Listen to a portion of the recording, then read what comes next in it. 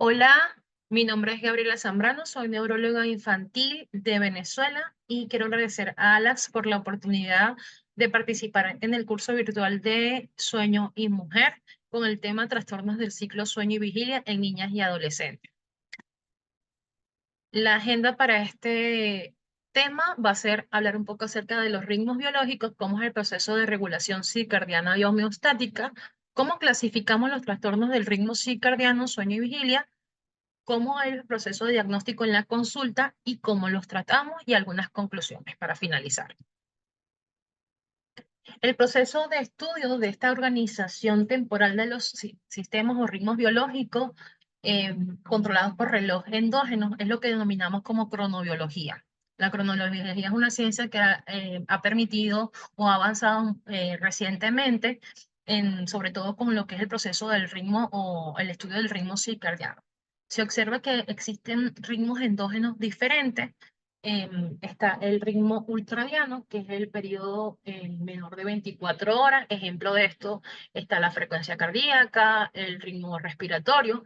Tenemos el ritmo circadiano, que es alrededor de 24 horas. A ejemplo de esto tenemos el ritmo o el ciclo luz-oscuridad o el ritmo sueño-vigilia. Y tenemos el ritmo infradiano, que es mayor de 24 horas, que en el caso de nosotras las mujeres es el ciclo menstrual. El papel principal del sistema de cronometraje intrínseco permite una arquitectura temporal de lo que son los procesos conductuales y fisiológicos, y esta adaptación ya viene dada tanto por sistemas de señales externas e internas.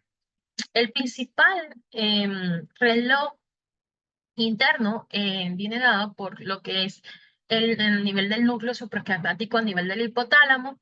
Esta señal la recibe a nivel fótica, a nivel de la luz, pero también existen otras señales no fóticas como lo es el proceso de alimentación, las señales sociales, la temperatura y el ejercicio, que a su vez también van a controlar o van a dar información a reloj internos que están a nivel de los órganos y tejidos, que también van a comandar otros ritmos o ciclos, como son el ciclo de sueño-vigilia, los ciclos hormonales, las señales neuronales, la función cognitiva, la temperatura corporal, que van a dar lo que son los relojes biológicos, pero también tenemos relojes moleculares que van a permitir regular todo lo que es esta función circadiana, pero también necesitamos regular lo que es el proceso homeostático para mantener lo que es el equilibrio adecuado del organismo.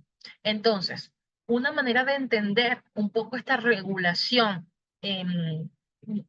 homeostática y circadiana del ciclo sueño-vigilia es lo que denominamos el proceso de el modelo de doble proceso o el modelo proceso C de circadiano y el proceso S de homeostático. Un- eh, a través de esta gráfica podemos entender que el proceso homeostático OS es como un proceso de una batería. Esta batería está al 100% en la mañana y la batería a medida que pasa el día, esa propensión de esa vigilia va disminuyendo hasta que llega un momento en la tarde, noche, que esta batería disminuye y se abre una compuerta que es la compuerta de sueño.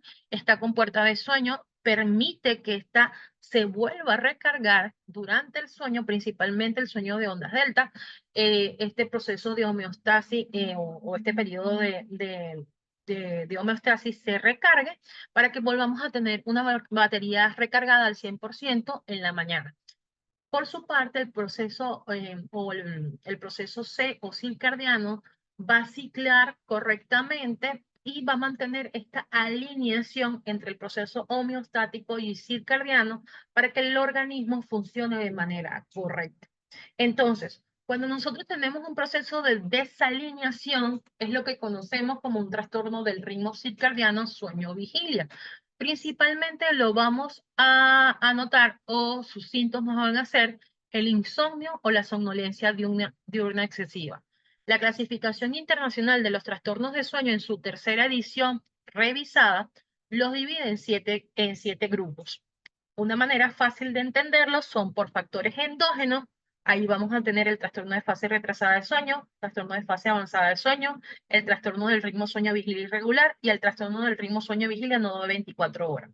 Por factores exógenos, el trastorno del trabajo por turno y el trastorno del jet lag y el no especificado. No todos se presentan en niñas y adolescentes.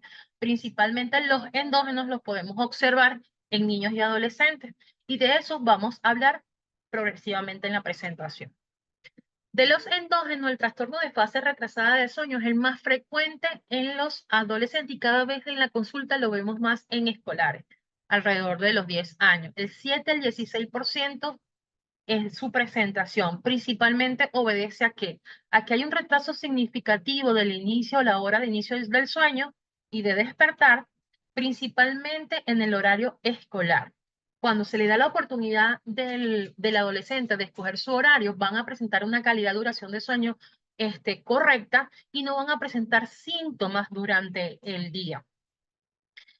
Muchas veces están influenciados por factores genéticos, factores sociales, ambientales, que hacen que se perpetúen en el tiempo estos síntomas. Principalmente también lo vemos en pacientes que tienen trastornos por déficit de atención con hiperactividad eh, y que en pacientes con trastornos del estado de ánimo.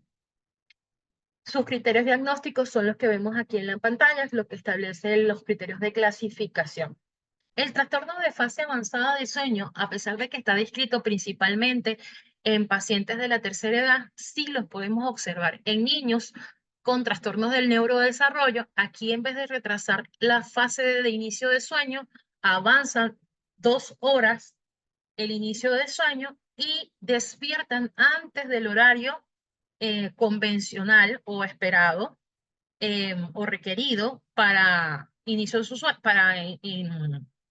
despertar. Y normalmente lo vemos en niños con trastorno del espectro autista. El trastorno del ritmo de sueño-vigilia irregular, realmente aquí hay un mal establecimiento de límites, hay un patrón crónico irregular, como lo dice su nombre, de sueño y vigilia, principalmente 3 patrones, 3 o más patrones de sueño y vigilia durante esas 24 horas.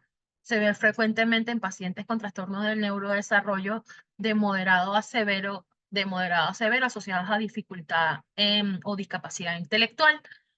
Principalmente estos patrones los padres permiten que estos patrones se vayan desarrollando por mala higiene de sueño durante el día. Y el trastorno del ritmo de sueño y vigilia no de 24 horas se da principalmente en pacientes con ceguera congénita, pero también lo podemos ver en pacientes videntes que tienen mala exposición a señales o señales fóticas externas, principalmente pacientes con discapacidad severa. En la consulta, ¿cómo evaluamos a los pacientes? Bueno, principalmente tenemos a la mano los diarios de sueño, entrenamos a los pacientes para que puedan, de manera subjetiva, anotar todo lo que son sus síntomas y rellenar todo lo que son los patrones de sueño y vigilia. Podemos utilizar cuestionarios de masculinidad y vespertinidad adaptados a niños y adolescentes. Dependiendo de la disponibilidad del centro de sueño, tenemos la actigrafía, también del costo. De esta manera evaluamos los patrones de vigilia del sueño. Lo tenemos que hacer el actígrafo antes y después de instaurar una terapia de tratamiento. Y también, dependiendo de la disponibilidad del sueño, del centro de sueño, tenemos lo que es la medición del DLMO, de la medición de la luz tenue de melatonina, ya sea en plasma, en saliva o en orina, en el centro de sueño. En Latinoamérica no todos los centros la tienen a su disposición. Y la temperatura corporal central sí está fuera de desuso, pero siempre se menciona. ¿Cómo hacemos el tratamiento? Lo hacemos en base a estos 4 pilares. Ajustamos el tratamiento según el trastorno del ritmo circadiano específico, a la fase circadiana del paciente, al entorno socioescolar y creo que principalmente a esto, disposición y capacidad de cambiar el hábito de sueño y vigilia del paciente, no de los padres, del paciente. Aquí hay que tener que el paciente tenga esta disposición de cambiar estos hábitos. Muchas veces hacemos un buen plan de tratamiento, pero si no hay esta disposición, realmente no va a funcionar. Nuestra primera línea de tratamiento va a ser la educación de prácticas de sueño y vigilia saludable. No solamente es el sueño, sino que las prácticas en la vigilia van basadas en cambiar, en omitir las siestas, en tener prácticas regulares de alimentación, en el ejercicio, en disminuir las actividades que sean estimulantes por la tarde y la noche.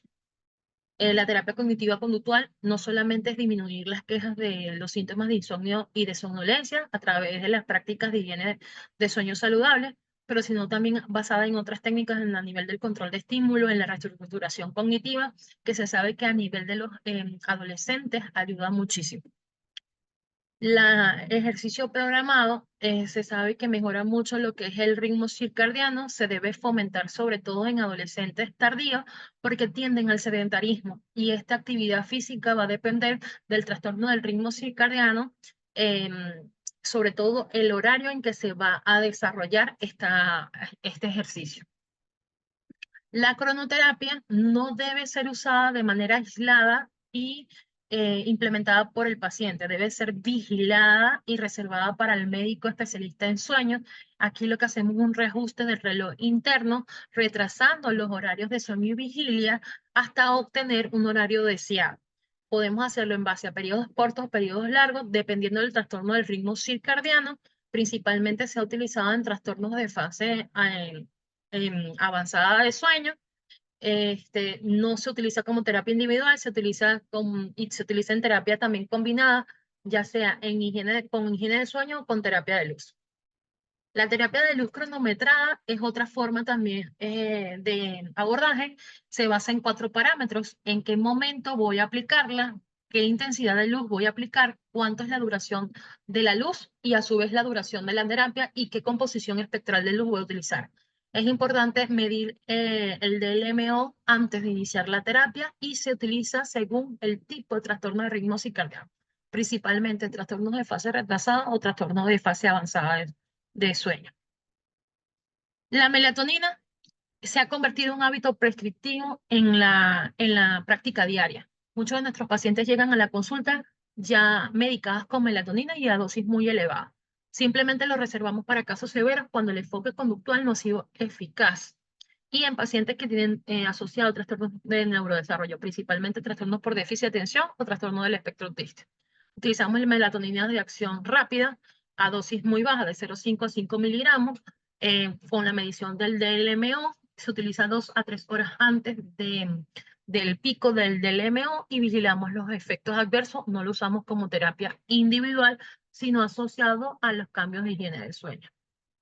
Antes de finalizar, me gustaría mostrar este cuadro resumen en donde tenemos tanto los trastornos del ritmo circadiano endógenos y exógenos con sus características más esenciales, como son el proceso de curso o la fisiopatología, la necesidad de realizar la actigrafía en cuanto a tiempo de 7 a 14 días, que debemos siempre hacer diagnóstico diferencial con mala higiene de sueño, con insomnio, y la Sociedad Europea nos indica mediante esta gráfica el abordaje en cuanto a tratamiento que dijimos: la exposición a la luz, el uso de terapia de luz controlada, el uso de melatonina, la actividad física y los horarios dependiendo de los trastornos del ritmo circadiano.